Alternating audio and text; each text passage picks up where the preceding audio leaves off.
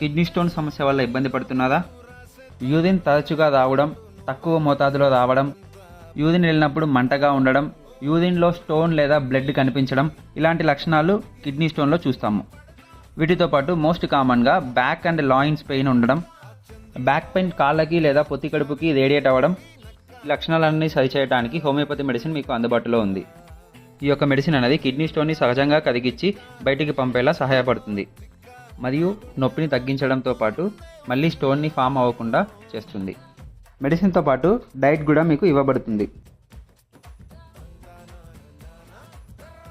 ఈ యొక్క మెడిసిన్ మీరు ఉపయోగించుకోవాలనుకుంటే ఆన్లైన్ కన్సల్టేషన్ ద్వారా నన్ను సంప్రదించవచ్చు. మెడిసిన్స్ మీకు కొరియర్ ద్వారా పంపబడతాయి.